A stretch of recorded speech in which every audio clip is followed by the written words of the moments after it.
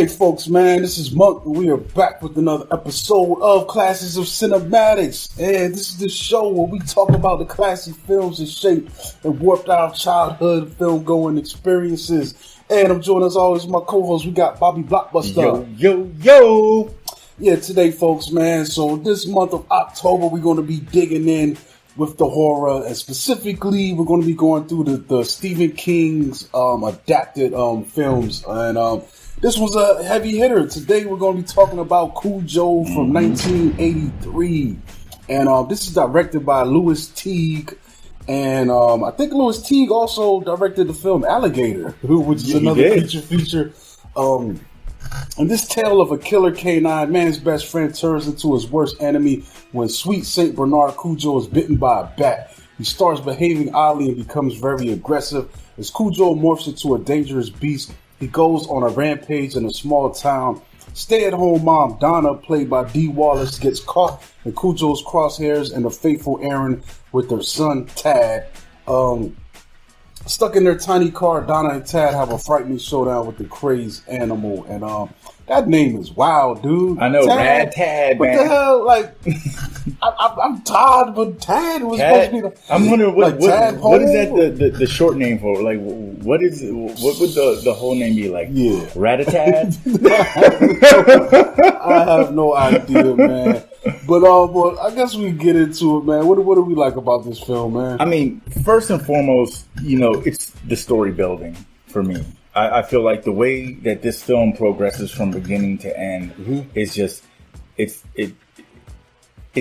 ultimate in film viewing. You know what I'm saying? Like, it sets the tone. We start, we dive into this family element, and we also get introduced to the dog Cujo in his like natural form as when he's harmless, at the very beginning of this movie, like the music's playing and it's creepy at first, but then it gets all like kind of like it almost seems like Looney Tunes or something. Like it seems happy, and you're watching him chase this rabbit, and then once he sticks his face in that hole and gets bit by the bat. That was funny to me. Like, when we see him kind of frolicking, and I'm like, man, this rabbit would smoke this big ass dog in real life, man. Because like, it's funny because I do want to point out, it is a Saint Bernard, man. So this is a breed that's it's a big dog, man. I think they're a part of the Mastiff family. And I think they were traditionally working dogs, man, like Swiss Alps, Italian region, in the mountains and stuff. So they were the ones that used to wear the beard thing around their neck to go find people lost in the snow. There's funny information about that, because they said they used to always be painted or in the cartoons with a barrel, under their collar. And that's supposed to have some rum or something in case they found like a cold traveler that's going to help warm them up. But according to the science, that's not a good idea to drink. You're going to feel better, but it's not going to help you. It's just the cold anymore. Oh, you got frostbite? Take this shot. but they're a really big breed. They're saying that the male's usually around 140 to 180 pounds, which is a huge dog. Yes. But they're also known as gentle giants, man. So that's kind of a interesting thing, to see this dog trying to chase this little rabbit that they could easily outmaneuver. I could see if maybe it was a pit bull or something smaller. No, he's not agile. You can tell he's definitely clumsy, and they make it a point to also let us know that this particular Saint Bernard is a 200-pounder. You know what I'm saying? Yeah. I mean, shit, he's got the weight and the size of a full-grown man. Yeah, he's a big boy, but like I said, it's kind of interesting, like you said, the build-up of this, man, because there's a couple things going on, like rewatching it. And like when I was younger, I think when I did see it, I just started watching from that dog part. Like I was a little kid, or maybe I just didn't pay attention until the dog got on the screen. I think it was something that appeared on TV one night, or a rental or something. But you watch this movie, there's a couple things going on. I mean, we get introduced to the main characters. Let me see, what is her name? Dee Wallace. Character. Yes. Donna Trenton and her husband, Vic Trenton, and little Tad, and we get those dynamics, but it's also interesting. She seems to be like a stay-at-home mom. Meanwhile, Vic Trenton works in a big city, some ad firm. He makes all the the cereal. He makes the cereal. Stuff. And it's just weird, but like it sets up these dynamics that apart from the dog, before we even get to the dog, that I think were interesting. You know, rewatching this thing, and it's like she's a stay-at-home mom. And he does a good job. He provides when he's with them. He's there. He's present. He's an active father. Mm-hmm. You know, he's definitely there for the child. Yeah, but you also get the sense that maybe she has given up something that she wanted to attain in her life by just being a stay-at-home mom, and she's kind of stepping out on him with Steve. so like who's like a woodworker, local town handyman, and I guess maybe Steve is not necessarily. I don't think she's really.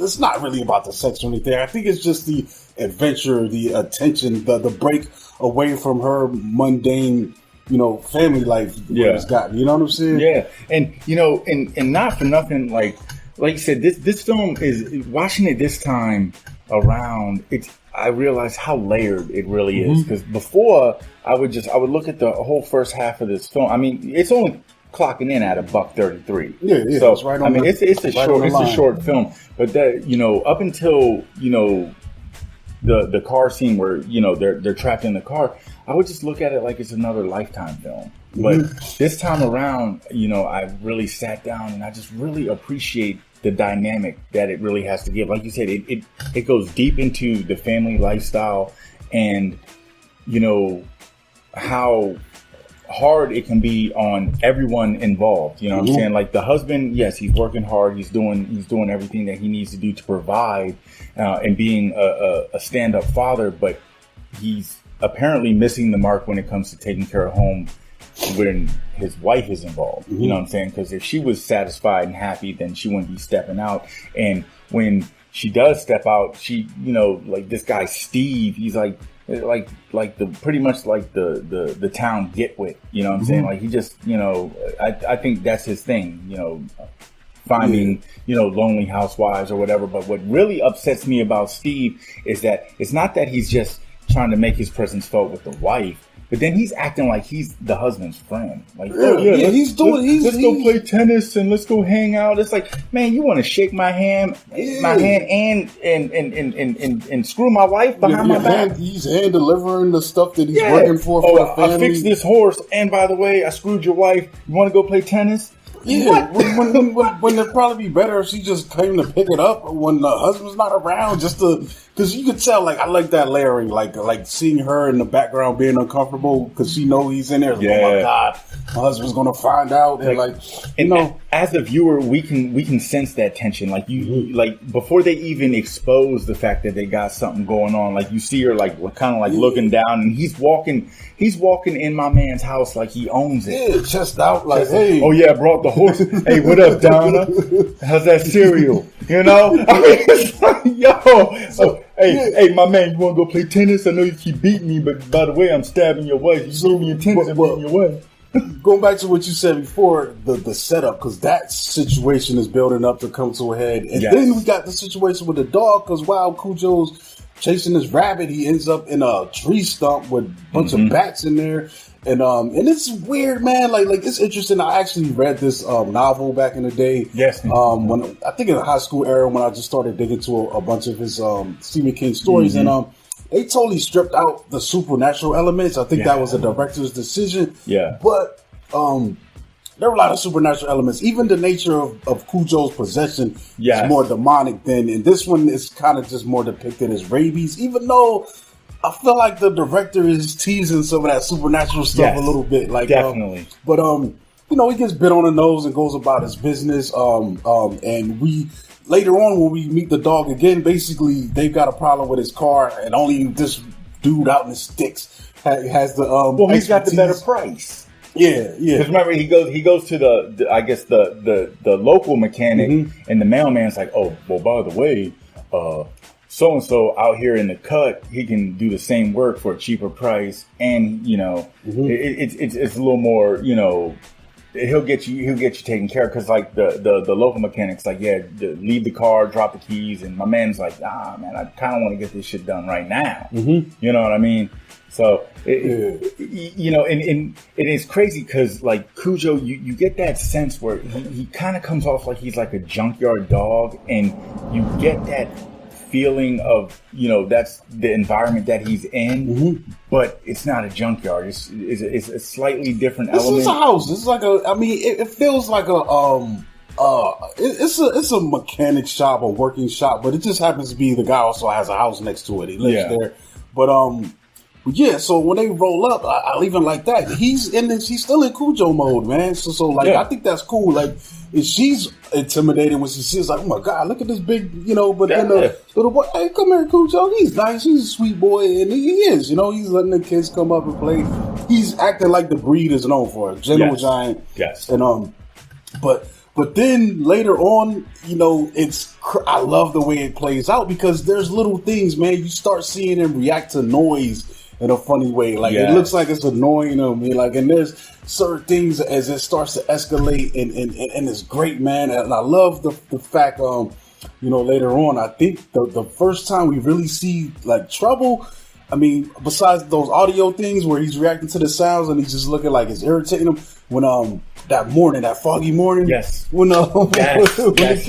And that is great, man. That scene is so super awesome because also it pays homage to the cover art in the book. Like when you get the book, the original cover art, you just see the snout of the dog with the teeth through the mist. You know what I mean? And then this is also when Cujo's owner, the young man with Billy.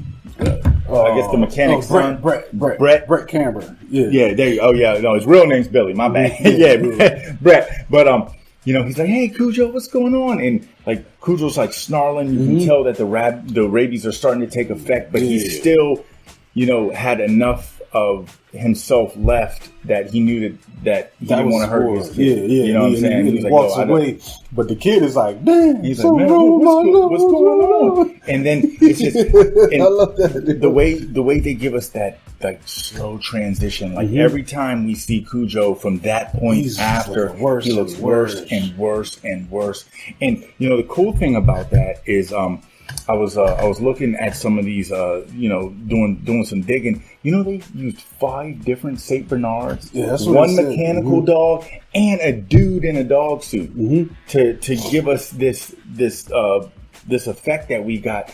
And I mean, it works because you know, as the film progresses, you can't tell the difference. And you know, it's funny too because they also said that, you know, these dogs, they're nice, they're good natured in real life, and what they would have to do is they actually had to tape the tail down to his leg when they were filming to make him snarling and tail waggers, to make it look more aggressive. And with editing, like there's one part where he actually is like snarling, growling. I want to say it's at the junkyard guy, the one who's watching him when the dude goes away. And you see him growling and everything, but his tail's wagging. Yeah, so like they missed that in editing. It's like, oh, he's so happy. But so it's actually when they kill when he kills the first dude, because he gets rowdy and like I think when he pops up again, there's a confrontation with him and is that I think is that the mechanic's brother? It's the mechanic's friend. Remember when, like, initially, when the wife is like, you know, I won the lottery and I'm going to go out of town. He goes to his homeboy's house. They're drinking some beers. He's like, yeah, she's going to be out of town and I'm going to have this money. Come on, come rock with me. We'll drink some beers and, you know, go gambling or do whatever. And Cujo's sitting there. He's still subdued. He's still not all the way rabid. And the guy's even like taking pot shots at the dog. He's like, man, you want me to watch your dog? I mean, whatever. Oh yeah, he said I'll stick my dog on you because they're just ripping each other. They just busting chops. You couldn't get that dog to attack me. Yeah, we know he's like, but that's another part of the build up because the phone rings and once again he's reacting to that noise. It's like yo, it's crazy, man.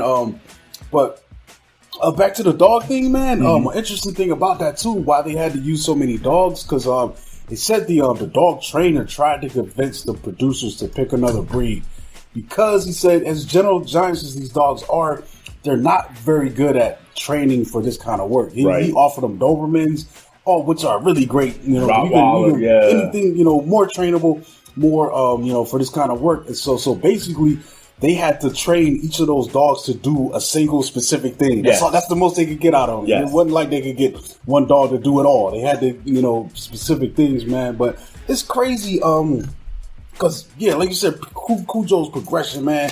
And by the time he attacks Gary, it's over, man. You look at this dog, he's looking at it. Like, that was one of the things when I was rewatching. It's hard to look at him, dude. He's nasty. He's muddy. He's got eye boogers, snot, and his fur is like matted together. It's like he looks so unkept, nasty, bro. You know what I mean? Looking at him right now, even savage. Yes, man, he looks horrible, man. He looks like a monster, though. He looks more like a bear or something that just brought out the graveyard. Yes, like, but watching this film, one thing that it just made me think of, I was like, this film did for dogs what Jaws did for sharks.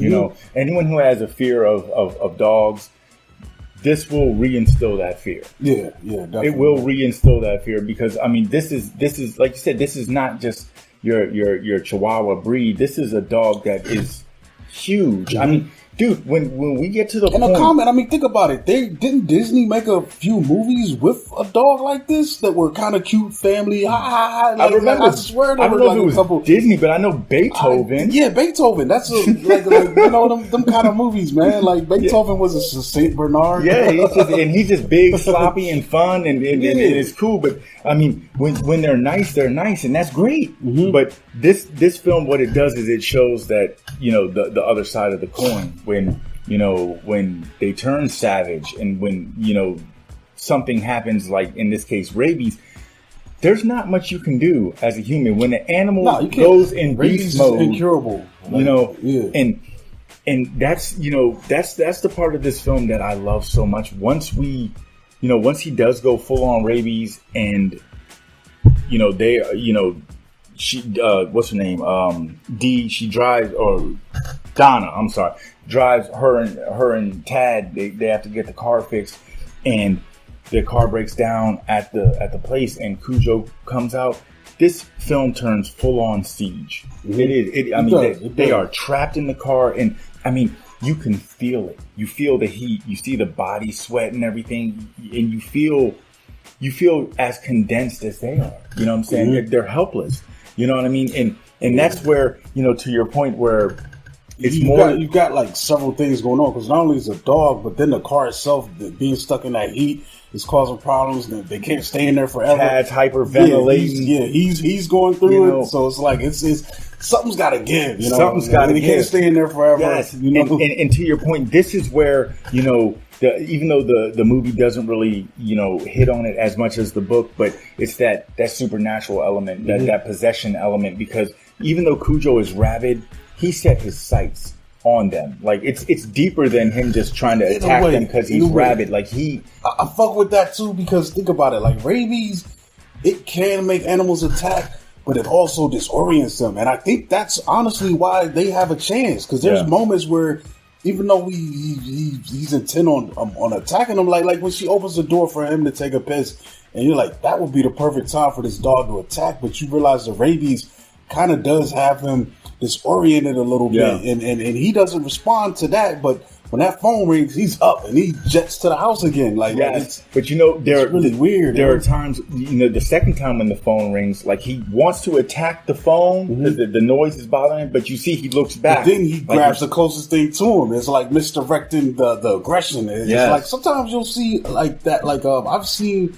I've been watching shit like Cesar Millan and his animal thing, and there's a thing that happens even with people sometimes. Like they might be so mad at something over there, but they can't get to it, so you smack the person next to it. It's like, remember in Avengers, when that scene with him and Thor, and they're just standing there, and Thor, I think they just fought somebody and they beat it, but the Hulk is still hulked up. Yeah. And he just smacks the shit out of Thor just because he's redirecting that rage. It's like, why do you do that? But see, and that's the thing, like, it's like he's like Cujo, he seems very hell-bent on getting them. Like the harder it is for him to get to them, the more he wants to get to them. Like, I mean, after that second time that phone rings, my man comes back. He starts headbutting the car. Wham, wham, and not for nothing. I mean, Cujo about the size of that damn car too. I don't know what that little. Is that a gremlin? Or? It's a little yellow 80s hatchback-a-rooney. I mean, but I gotta know, man. Now. But I mean, yeah, it's a little snub-nosed little car, but So Ford Pinto. Wow. There you go. Well, and when he starts headbutt, I mean, dude, you see the car just like the doors are denting in. I mean, you just see the damage that he can really do. And then, not for nothing, I mean, I already made one Jaws reference, but dude, that part where, when the mom actually goes out the first time, like, we gotta shake something. And she tries to fight Cujo for the first time. When he jumps in there after, like, she fights him off and she goes back into the car and he goes in to start attacking her, it reminded me when Jaws ate Quint. Yeah. It was hitting like that for me, dog. Here's a crazy fact about that. Let me see. So one of the stunt women was Dee Wallace's body double was injured in one of the scenes, dude. So really, yeah. So one of the dogs had been trained to lurch forward whenever she lunged towards him, and they were filming a scene, and they got what they wanted, and then they cut. They filmed cut, but then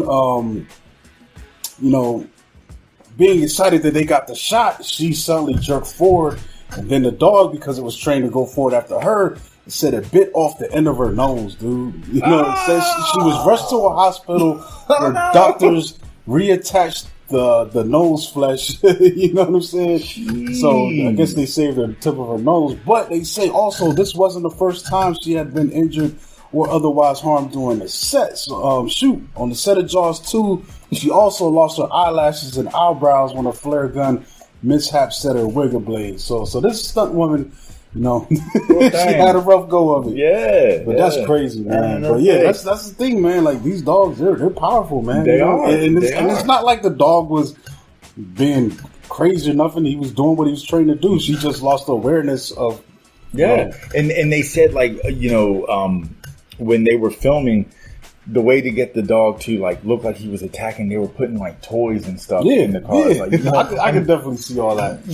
It's mostly sound effects. Like, even when he's wrestling with Gary, they're probably just playing. But then the sound effects and the way the dog looks, and the editing, it makes it look like it's real aggressive when he's probably just like, how people play with their dogs. And this is, a testament of solid special effects and cinematography at its best. Like, for the blood and everything, they were using red dyed Caro syrup, which is like the clear pancake syrup. I don't even know if they sell that stuff anymore. It's just all maple syrup now. But back in the day, you could get the Caro syrup, and also, they were just the way that the camera angles and everything, were working. You know what I'm saying? It really just helps intensify this film. Like, remember the part where they're stuck in the car and she, she's like really just kind of at her end's wits. Tad is like starting to hyperventilate and everything, and then the camera starts doing that spinny thing. It's like, it really gives you that sense of like the descent into madness. Like, what are you really going to do? You know what I mean?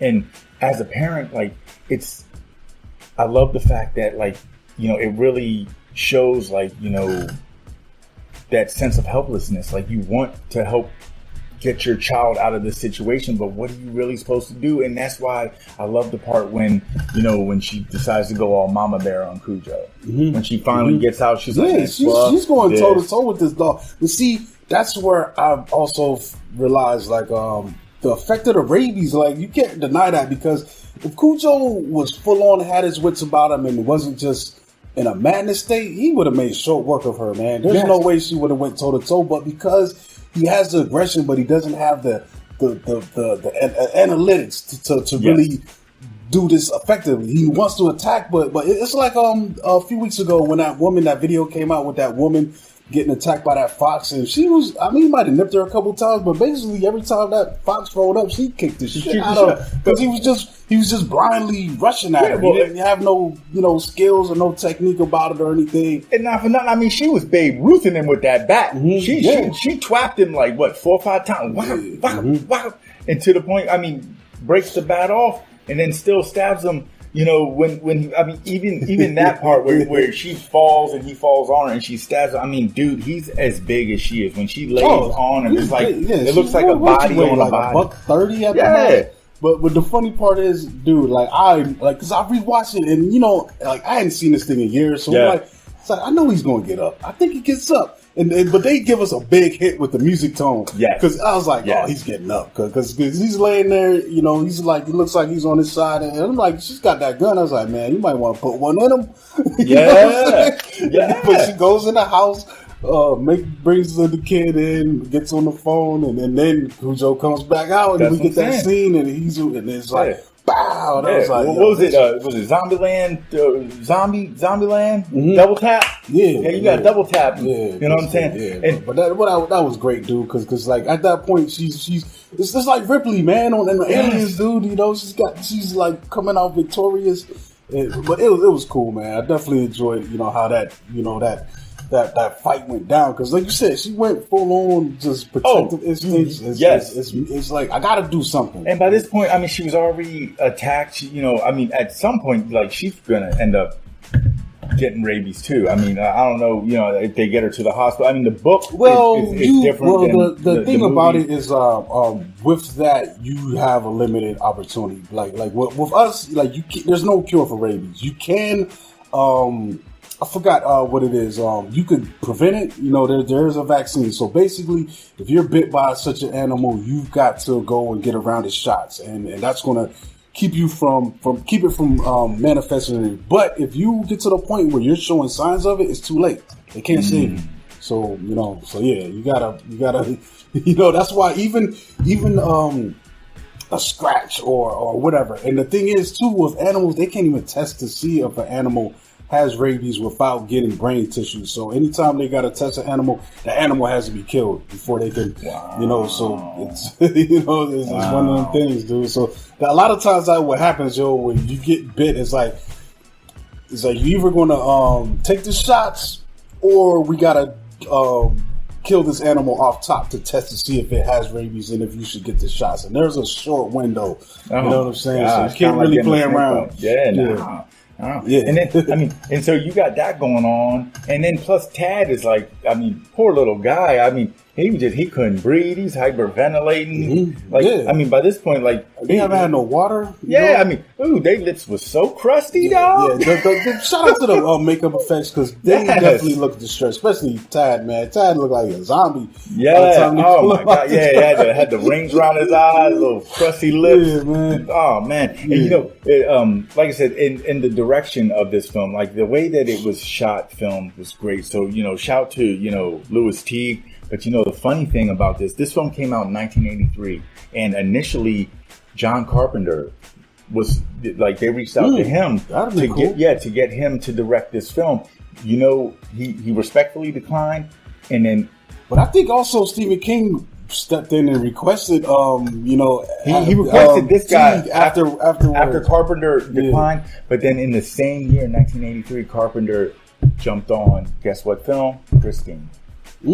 Oh, that's interesting. Very interesting. That's interesting. Yeah. That's going to be our next title, man. Yeah. Honestly, we do got to start wrapping this one up, man. But I will say this, man. I think this thing is probably one of his better adaptations, man. And it's interesting because he doesn't even remember writing this book, man. If you read, he was lost in his alcoholism. If you read his own writing book about his writing process, and it's a little bit autobiographical, but this was during his just drugging and drinking phase, man. And he says he does not even remember much about writing this novel, and it is one of his most beloved stories and one of the better films. So that's kind of crazy, man.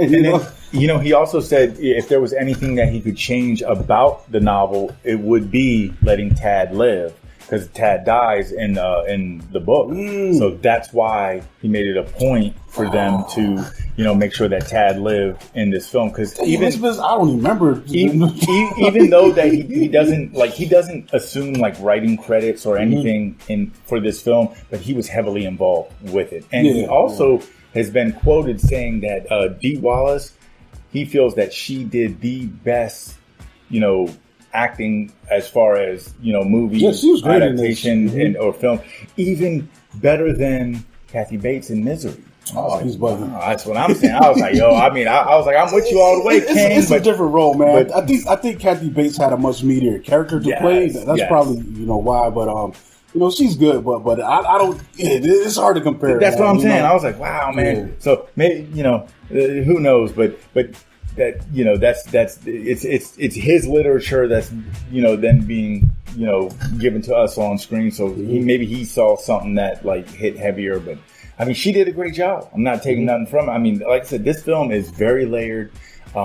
Has a very heavy emotional compass, and it's scary. It's naturally scary. You know what I mean? That's what makes this film great, because we are focused on, you know, bestiality in a certain sense. It's a monster, but it's not a monster. Yeah, I mean, dude, he's a beast. No, I'm just saying, because that is a very notorious porn category. Oh, geez, yeah, oh man, yeah. No, shit. That's not what I meant. I get what you're trying to say. Oh man, yeah. Oh shit. My face turned red now. Yeah, it's definitely one of the greats, man. Yes. I definitely enjoyed my time with it. If you haven't watched it, man, make sure you check it out or rewatch it, man. If you haven't seen it in a while, and even, man, that's the hardest part for me now. Cujo looks disgusting to look at, bro. Don't eat, bro. I can't eat and watch him like that's. It's not going down. Bro. Oh, you know, not for nothing. You know, all the snot and stuff that he has coming out of his eyes. They said that they used egg whites and sugar, and they had a big problem. Like the dogs kept trying to lick it off. Yeah, I could definitely, you know, as a dog would be wanting to do. But yeah, man, like I said, I mean, even though this film is time stamped, it you can tell it's an '80s film. There is no cell phones. There's a lot of, you know, things that were, you know, in that phase of the world in the 80s. It's not like modern day times, but this film still holds up. You can watch it, and as long as you go into it knowing that this film took place then, you can appreciate it for everything it has to offer. You know what I mean? Like, I love this film. I'm surprised I haven't watched it sooner, like, you know, before doing this show, because I really, really enjoyed it a lot more this time around than the first couple times I've seen it. You know what I'm saying? Like, just as a film viewer, it just has so much to offer. Yeah, definitely, man.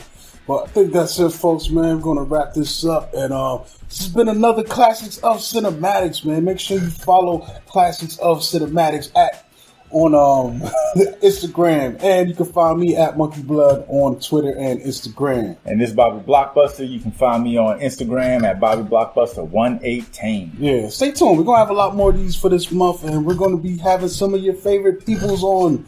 So we'll catch y'all next time, folks.